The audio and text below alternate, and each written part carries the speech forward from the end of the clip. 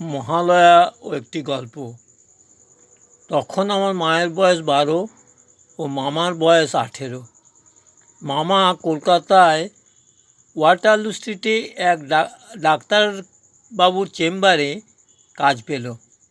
অর্জুনপুরের বাড়িতে দাদামশাই ও মায়ের এক বিধবা পিসিকে রেখে দিদিমা, মা ও মামা কলকাতায় চলে এলো এবং ডাক্তারবাবু স্বনামধন্য শ্রদ্ধেয় বীরেন্দ্রকৃষ্ণ ভদ্রর বাড়িতে তাদের থাকার ব্যবস্থা করলেন।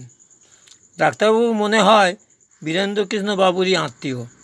কিছুদিন থাকতে থাকতে সেই বিশেষ দিনটি এলো। আপনাদের বলি, বীরেন্দ্রবাবু, ওনার স্ত্রী, ওনার বৌদি আমার মাকে ভীষণ ভালোবাসতেন। আমার মা সেই বিশেষ দিনটার কথা আমার কাছে প্রায়ই বলতো। মহালয়া ও বীরেন্দ্রকৃষ্ণর কণ্ঠের সেই জাদু, মহিষাসুর মর্দিনী এবং নেপথ্যের ঘটনা তখন সরাসরি আকাশবাণী থেকে প্রচার হতো। মা বলতো, দেখতাম মাঝরাতে উনি ঘুম থেকে উঠে স্নান সেরে পুজো করতেন